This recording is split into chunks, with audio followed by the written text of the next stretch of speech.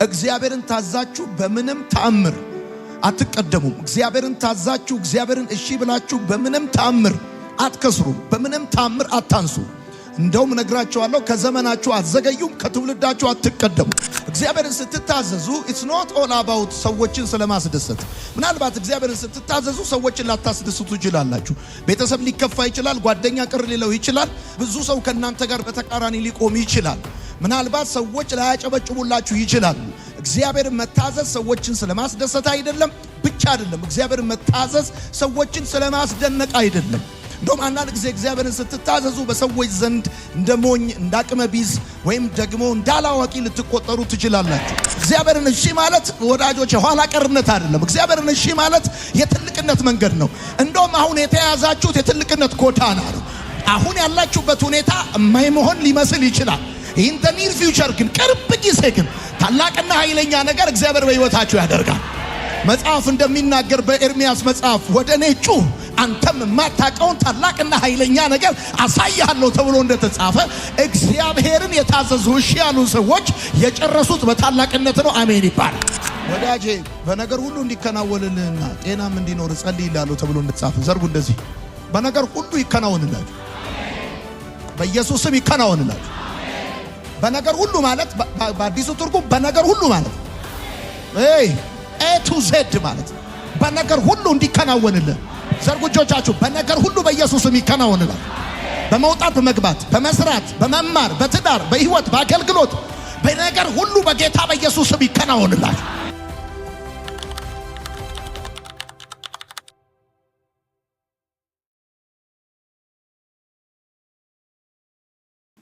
ታላቅ ለመሆን ይፈልጋሉ። ማንም ሰው በስራውም በአገልግሎቱም በህይወቱም ታላቅ መሆን የማይፈልግ ሰው አለ ብዬ አላስብም። ነገር ግን ታላቅ መሆን ስንፈልግ ትልቅ በሆኑ ሰዎች ላይ በመቅናት አይደለም፣ ወይም ትልልቅ ሰዎችን በመቃወም ወይ እነሱን በማሳነስ ወይንም ደግሞ ከነሱ ላይ በተቀነሰ የህይወት ስሌት ትልቅ እንሆናለን ብሎ ማሰብ ተገቢ አይደለም።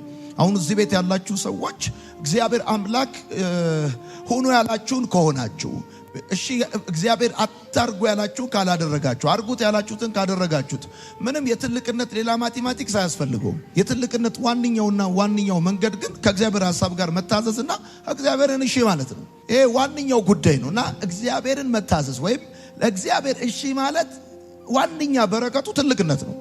እግዚአብሔርን ታዛችሁ በምንም ተአምር አትቀደሙም። እግዚአብሔርን ታዛችሁ እግዚአብሔርን እሺ ብላችሁ በምንም ተአምር አትከስሩም። በምንም ተአምር አታንሱ። እንደውም ነግራችኋለሁ፣ ከዘመናችሁ አትዘገዩም፣ ከትውልዳችሁ አትቀደሙ።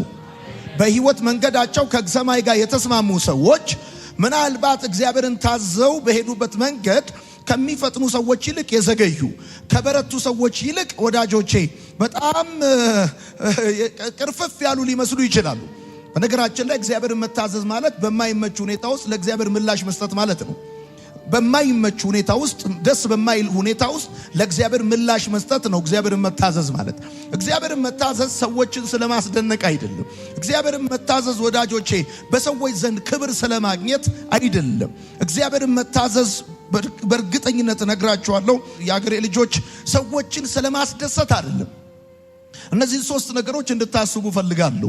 ለምሳሌ እግዚአብሔርን መታዘዝ ምን ማለት ነው ብለናል? እግዚአብሔርን መታዘዝ በማይመች ሁኔታ ውስጥ ለእግዚአብሔር ምላሽ መስጠት ማለት ነው። ስራችሁ አይመችም፣ መንገዳችሁ አይመችም፣ ብዙ ነገሮቻችሁ አይመቹም። ነገር ግን በእነዚህ በማይመቹ ሁኔታዎቻችሁ ውስጥ ለእግዚአብሔር ምላሽ አላችሁ። ገብቷችኋል? ሲጠራችሁ አቤት ትላላችሁ፣ ሲልካችሁ ትሄዳላችሁ፣ አርጉ ሲላችሁ ታደርጋላችሁ፣ ቁጭ በሉ ሲላችሁ ትቀመጣላችሁ። እና ለእግዚአብሔር ምላሽ መስጠት ነው። በምን ሁኔታ ውስጥ? በማይመቹ ሁኔታ ውስጥ። እንግዲህ በማይመቹ ሁኔታ ውስጥ ሆነው ለእግዚአብሔር ድምጽ ምላሽ የሰጡ ሰዎች እንዴት ሆኖ ትንሽ ይሆናሉ? እንዴት ሆኖ ተራ ይሆናሉ? ትልልቅ ሰዎችን አይታችኋቸው ከሆነ ከዘፍጥረት እስከ ዮሐንስ ራእይ በማይመቹ ሁኔታ ውስጥ ለእግዚአብሔር ምላሽ ሰጥተው ትልቅ የሆኑ ናቸው። ሙሴን ተመልከቱት፣ ሌሎቹን አብርሃምን ተመልከቱት፣ ሌሎቹንም የእግዚአብሔር ሰዎች መመልከት ትችላላችሁ። ሁኔታው አይመችም፣ ሲዝኑ አይመችም፣ ብዙ ነገር አይመችም። ነገር ግን በዛ በማይመች ሁኔታ ውስጥ ለእግዚአብሔር ምላሽ ሰጥተዋል። አሁን በደንብ አድርጋችሁ እዚህ ቤት ያላችሁ ሰዎች ስሙኝ። እግዚአብሔርን ስትታዘዙ it's not all about ሰዎችን ስለማስደሰት። ምናልባት እግዚአብሔርን ስትታዘዙ ሰዎችን ላታስደስቱ ይችላላችሁ። ቤተሰብ ሊከፋ ይችላል፣ ጓደኛ ቅር ሊለው ይችላል፣ ብዙ ሰው ከናንተ ጋር በተቃራኒ ሊቆም ይችላል። ምናልባት ሰዎች ላያጨበጭቡላችሁ ይችላሉ። እግዚአብሔርን መታዘዝ ሰዎችን ስለማስደሰት አይደለም ብቻ አይደለም። እግዚአብሔርን መታዘዝ ሰዎችን ስለማስደነቅ አይደለም። እንደውም አንዳንድ ጊዜ እግዚአብሔርን ስትታዘዙ በሰዎች ዘንድ እንደሞኝ እንዳቅመ ቢስ ወይም ደግሞ እንዳላዋቂ ልትቆጠሩ ትችላላችሁ። ቁጭ በሉ ሲላችሁ ስትቀመጡ፣ አርጉ ሲላችሁ ስታደርጉት፣ ይቅርባችሁ ሲላችሁ ሲቀርባችሁ፣ በዚህ ሁሉ ሁኔታ ውስጥ አጠገባችሁ ያሉ ጓደኞቻችሁ እድልና መንገድ አቅጣጫ ፈልገው በአቋራጭ ወደ ህይወት ልምላሜና ሰክሰስ መጥተው ሲታዩ እናንተ ላትደነቁ ትችላላችሁ። ምስኪን ልትመስሉ ትችላላችሁ። እሱ ብቻ አይደለም፣ እግዚአብሔርን መታዘዝ በሰው ዘንድ ክብር ስለማግኘት አይደለም። ብዙ ጊዜ እግዚአብሔርን ስንታዘዝ በሰው ዘንድ ክብር አናገኝም፣ በፍጹም ክብር አናገኝም። ነገር ግን እግዚአብሔርን መታዘዝ ብያቸዋለሁ፣ በአስቸጋሪ ሁኔታ ውስጥ ለእግዚአብሔር መልስ መስጠት ነው፣ ምላሽ መስጠት ነው። እግዚአብሔርን መታዘዝ ማለት እጅና እግርን አጣምረ መቀመጥ ማለት አይደለም። እግዚአብሔርን መታዘዝ ማለት ዶርማንት መሆን ማለት አይደለም። ሁኔታው አይመችም፣ ብዙ ነገር አይመችም። ነገር ግን ለሰማይ ፕሮግራም፣ ለሰማይ አጀንዳ የሰር ብለ መልስ ትሰጣለህ ማለት ነው። ኢየሱስ እግዚአብሔር ምስክሬ ነው። እንደ ሰንደቅ ዓላማ ነው የሚያወጣችሁ። እግዚአብሔርን የታዘዙ ሰዎች፣ እግዚአብሔርን እሺ ያሉ ሰዎች ማለት በአጭር አማርኛ አውሎ ንፋስ እንዳነሳቸው ፌስታል ናቸው። አውሎ ንፋስ ያነሳውን ፌስታል ዘለ አታወርደውም። ያነሳው ንፋስ ካላወረደው፣ የሰማኝ ሰው ካለ አውሎ ንፋስ ያነሳውን ፌስታል እዚህ ሀገር አይተምታ ከሆነ እንደዚህ አድርጎ ያወጣውን ፌስታል በፈለገ ረጅም ሆነ ዘለ አታወርደውም። የግድ ንፋሱ እንዳወጣው ንፋሱ እስኪያወርደው ትጠብቃል። እግዚአብሔርን እሺ ብለው የወጡ ሰዎች በማንም ሰው አይወርዱም። አሜን በል። እግዚአብሔርን እሺ ማለት ወዳጆች ኋላ ቀርነት አይደለም። እግዚአብሔርን እሺ ማለት የትልቅነት መንገድ ነው። እንደውም አሁን የተያዛችሁት የትልቅነት ጎዳና ነው። አሁን ያላችሁበት ሁኔታ የማይሆን ሊመስል ይችላል። ኢን ዘ ኒር ፊውቸር ግን ቅርብ ጊዜ ግን ታላቅና ኃይለኛ ነገር እግዚአብሔር በሕይወታችሁ ያደርጋል። መጽሐፍ እንደሚናገር በኤርሚያስ መጽሐፍ ወደ እኔ ጩህ አንተም የማታውቀውን ታላቅና ኃይለኛ ነገር አሳያለሁ ተብሎ እንደተጻፈ እግዚአብሔርን የታዘዙ እሺ ያሉ ሰዎች የጨረሱት በታላቅነት ነው። አሜን ይባላል። በደንብ አድርገህ አሜን በል። ምናልባት እግዚአብሔርን ታዛችሁ ለምሳሌ ዛሬ ማታ አንዱ ከሚሆነው ነገር አንዱ እዚህ ቤት ያላችሁ ሰዎች ላይ እንደዚህ ነው፣ የፍርሃት መንፈስ ይመታል።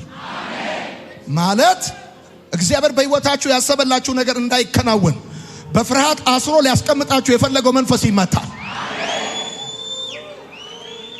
ኢየሱስ ክርስቶስ ጌታ ነው። የመጀመሪያው እሺ የማለት በረከት ትልቅነት ነው። ትልቅነት ነው ወዳጆቼ። የመጀመሪያው ጻፉ። መጽሐፍ እንደሚናገር ዘፍጥረት 26 ቁጥር 12 ምንድን ነው የሚለው? ይስሐቅም በዚያች ምድር ዘርን ዘራ፣ በዚያችም ዓመት 100 እጥፍ አገኘ።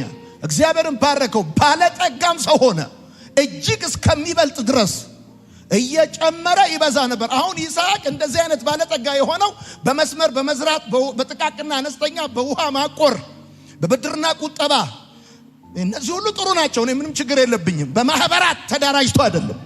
ይስሐቅ በዛ ዘመን 100 እጥፍ ያጨደው እጅግ እስከሚበልጥ ድረስ የበዛው በማይመስል ሁኔታ ውስጥ ለእግዚአብሔር እሺ ብሎ ነው። ተቀመጥ፣ ትፈልገኛለህ? እሺ። እዚህ እንደሆነ የፈለከው? እሺ። አረ የተወሰነ ይህን ሲዝን የማልፍበት አማራጭ እዚህ ግብፅ አለ፣ ወረድ ብዬ ልመለስ? ኖ፣ እዚህ ቁጭ በል፣ እዚህ ቁጭ በል። መቀመጡን እግዚአብሔር ከፈለገው ወዳጆቼ፣ እውነቴን ነው፣ ቀጥሎ ያለውን ኃላፊነት የሚወስደው እግዚአብሔር ነው። ቁጭ በሉ ካላችሁ በኋላ ቀጥሎ ያለውን ኃላፊነት እግዚአብሔር ይወስዳል። አትውጡ ካላችሁ በኋላ፣ ግቡ ካላችሁ በኋላ፣ እንደዚህ እንደዛ አገልግሉ ካላችሁ በኋላ፣ ልታገለግሉ ስትወጡ የቤታችሁን ኃላፊነት፣ የልጆቻችሁን ኃላፊነት፣ ኢኮኖሚያችሁን ኃላፊነት እግዚአብሔር ይወስዳል። ጩና በደንብ አድርጋችሁ አሜን በሉ። እግዚአብሔርን ታዘው፣ እግዚአብሔርን ሰምተው፣ እግዚአብሔርን እሺ ብለው ተራ የሆኑ ሰዎች የሉ። ሁለተኛው እሺ ማለት በረከት መልካም አጨራረስ ነው። መልካም አጨራረስ ነው ወዳጆቼ። ብዙ ሰዎች የሚጨርሱት በውርደት ነው፣ በድህነት ነው፣ በበሽታ ነው የሚጨርሱት። ክብር ያለው አለ መጽሐፍ በመጀመሪያ ውስጥ አይደለም በመጨረሻ ውስጥ ነው። ክብር ያለው ፍጻሜ ውስጥ ነው። አሁን እሺ ማለት በረከት የሚሆነው አጨራረስ ላይ ስለሚሰራ ነው። አጀማመር ላይ አይደለም፣ አጨራረስ ላይ ነው ወዳጄ። እና ኃይሌ ሆቴል ይዘው የመጡት ጀምረው አይደለም ጨርሰው ነው። ኤይ እኩል ልጀምር ትችላለህ፣ ነገር ግን እኩል አትጨርስም። እየነገርኩ ያለሁት እንደዚህ ነው። እሺ ማለት በረከት የሚሆነው መልካም አጨራረስ ስለሆነ ነው። ማይ ጋድ። እና ብዙ ሰዎች በውርደት ጨርሰዋል። እሺ የሚሉ ሰዎች ግን በውርደት አይጨርሱም፣ በክብር ነው የሚጨርሱት። ብዙ ሰዎች በማጣት ጨርሰዋል። ብዙ ሰዎች በበሽታ ጨርሰዋል። አንድ ሰው ግን በአንደኛ ዜና መጽሐፍ ምዕራፍ 29 ቁጥር 28 ላይ እንደዚህ ጨርሷል። ይኸው እድሜም ባለጠግነትም ክብርም ጠግቦ በመልካም ሽምግልና ሞተ። ማይ ጋድ! ይሄንን አይነት አሟሟት የሞተው ዳዊት ነው። እድሜ ጠግቦ፣ ክብር ጠግቦ፣ ባለጠግነት ጠግቦ ጠግቦ በቃ ብሎ እድሜ ጠግቦ ኢየሱስ ጌታ ነው። ክብር ጠግቦ፣ ባለጠግነት ጠግቦ ኢየሱስ ክርስቶስ ጌታ ነው። እንደዚህ ነው ዳዊት የጨረሰው። ወዳጆቼ እባርካችሁ ከፍ አድርጉ እጆቻችሁን። ወይኔ ወይኔ ወይኔ! ለምናችሁ አይደለም የምትጨርሱት። በጌታ በኢየሱስ የሰው ፊት አይታችሁ አትጨርሱ። በውርደት አትጨርሱ። በክብር ትጨርሳላችሁ። በክብር እየዘመራችሁ ነው የምትጨርሱት። ዋንዴ ይመጣል። ከ50 ዓመት በኋላ ሊሆን ይችላል። ከ30 ዓመት በኋላ ሊሆን ይችላል። ዛሬ የታዘዛችሁት ጌታ መጨረሻችሁን ያሳምረዋል። መጨረሻችሁን የክብር ያደርገዋል። የክብር ያደርገዋል። የክብር ኢየሱስ ጌታ አሜን ነው። ልባርካችሁ ከፍ አድርጉ እጆቻችሁ በጌታ በኢየሱስ ክርስቶስ ስም።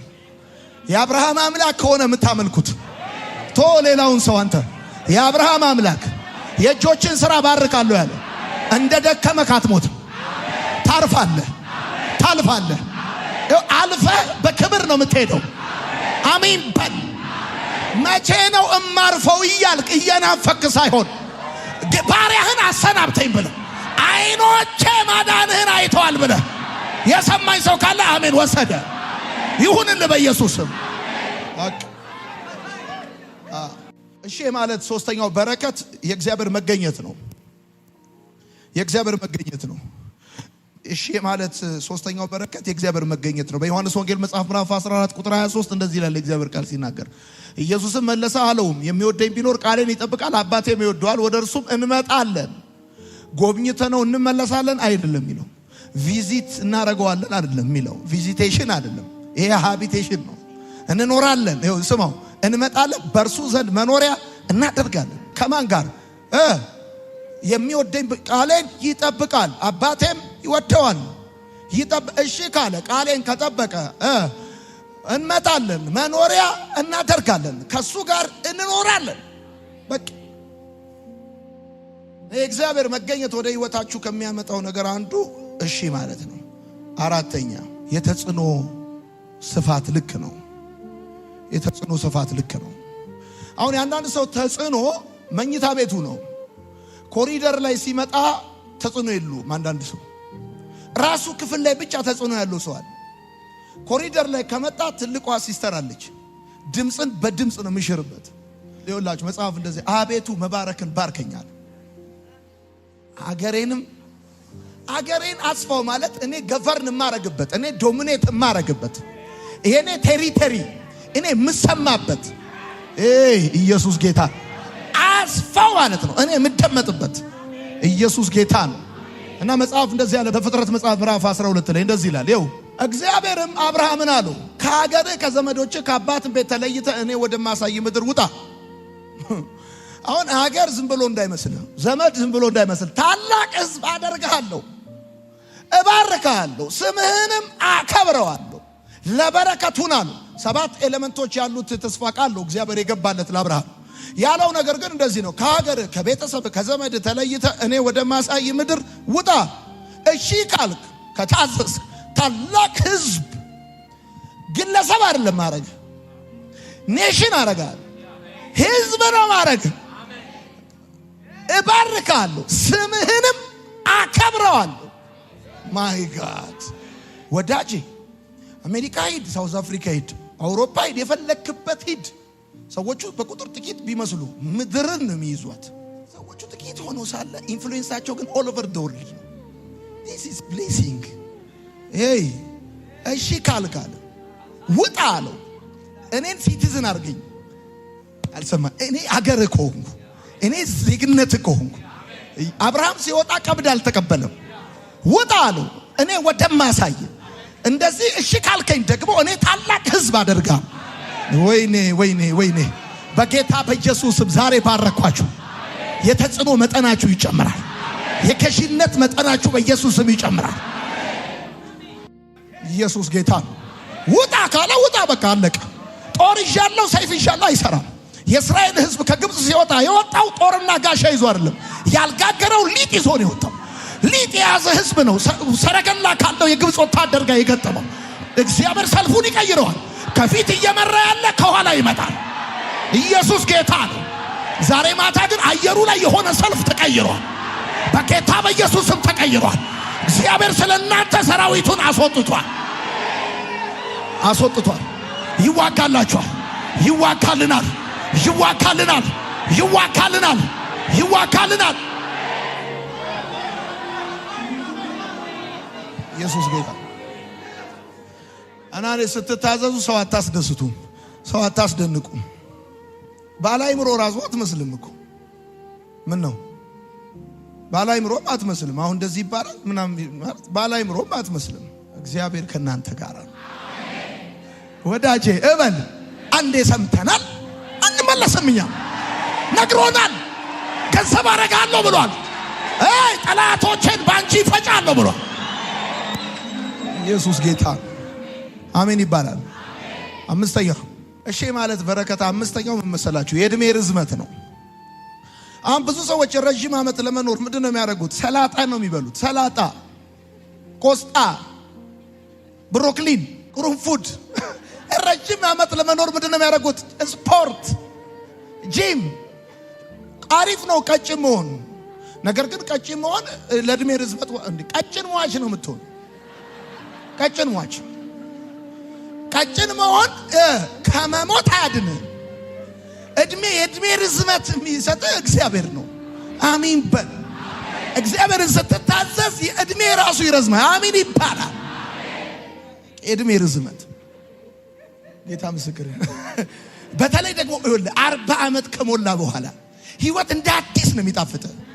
እንደዚህ ነው ከራሱ ቼክ ማይክ ዋን ሙከራ ስርጭት ዋን ጌታ ምስክር እንደ አዲስ መዝኖርንና ነው የምትለው። ልክ 40 ላይ ስትደርስ ህይወት እንደ አዲስ ጥፍጥና ይጨምርባል። በቃ ከዛ በኋላ ብሮኮሊን ብትል፣ ሰላጣ ብትል፣ ቆስጣ ብትል ጤነኛ ሟች ነው የምትሆን። አላመመውም ነበር ተኝቶ ቀረ ነው የምትባለው። ገብቷል? የመሞት ምክንያት መታመም አይደለም። እግዚአብሔር እድሜ ያለው ቦርጭ ላይ አይደለም። እሺ እድሜ ያለው እግዚአብሔር እጅ ላይ። አሜን በል። ዚዛት ዛሬ ግን ኢየሱስ ተደሰት ብሎኛል። ዛሬ ጌታ ምን ይላል መጽሐፍ ሲናገር? ይኸው ምን ይላል? አንደኛ ነገሥት መጽሐፍ ምዕራፍ 3 ቁጥር 14 እንደዚህ ይላል፣ አባትም ዳዊት እንደሄደ ሥርዓቴንና ትእዛዜን ትጠብቅ ዘንድ በመንገዴ የሄድክ እንደሆነ እድሜህን አረዝመዋለሁ። ማይ ጋድ ጉድ ነው ማሳየ ጉድ። በቃ እንትና ነው ይሄ እንትና ነበር ይሄ እንትና ነበር ይሄ እንትና ነበር ብለህ ነው እንትን ምን ነው አልሰማኝም ያልኩት። የመጨረሻው እሺ ማለት የበረከት ምንጭ ነው። እሺ ማለት የበረከት ምንጭ ነው። ዘርጉ እጆቻችሁ እንደዚህ ወዳጄ በነገር ሁሉ እንዲከናወንልህና ጤናም እንዲኖር ጸልይልሃለሁ ተብሎ እንደተጻፈ ዘርጉ እንደዚህ በነገር ሁሉ ይከናወንላችሁ። በኢየሱስ ስም ይከናወንላችሁ። በነገር ሁሉ ማለት በአዲሱ ትርጉም በነገር ሁሉ ማለት ኤ ቱ ዜድ ማለት በነገር ሁሉ እንዲከናወንልህ። ዘርጉ እጆቻችሁ በነገር ሁሉ በኢየሱስ ስም ይከናወንላችሁ። በመውጣት በመግባት በመስራት በመማር በትዳር በህይወት በአገልግሎት በነገር ሁሉ በጌታ በኢየሱስ ስም ይከናወንላችሁ። ወደ ቤተ ክርስቲያን የምትመላለሱት መሄጃ አጣችሁ አይደለም። የእግዚአብሔርን ድምጽ ፈልጋችሁ የእግዚአብሔርን መገኘት ፈልጋችሁ ከሱ ለመስማት ፈልጋችሁ ከሱ ለመማር ፈልጋችሁ እሺ ብላችሁ ታዛችሁ ነው። ወይኔ